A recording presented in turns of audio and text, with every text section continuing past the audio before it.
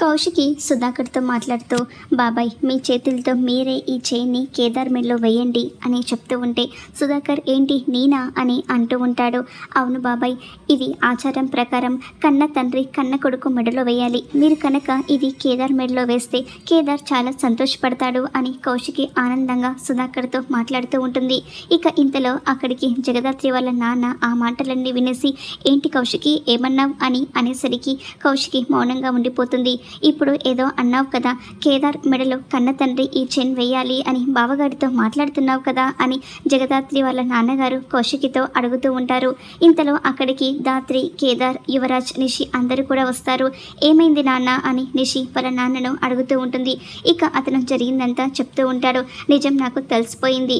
కేదార్ ఈ ఇంటి వారసుడు, సుధాకర్ బావగారి పెద్ద కొడుకు అని తన తండ్రి చెప్పేసరికి నిషి షాక్ అయిపోతూ ఉంటుంది.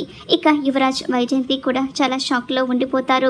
ఇప్పుడు కౌశికి తన నోటి వెంట కన్న తండ్రి కేదార్కి అని తను మాట్లాడింది నేను విన్నాను అని నిషి వాళ్ళ నాన్న చెప్తూ ఉంటాడు. ఏ కౌశికి నువ్వు అన్నావు కదా అని అతను అడుగుతూ ఉంటే, అవును అన్నాను అని కౌశికి కూడా ఒప్పుకుంటుంది.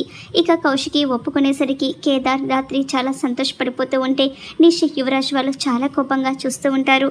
మరి ఇప్పటికైనా కేదార్ వారసుడు అనే నిజం బయటపడుతుందా? ఏం జరుగుతుందో చూద్దాం. వీడియోని లైక్ చేసి ఛానల్ని సబ్స్క్రైబ్ చేసుకోండి.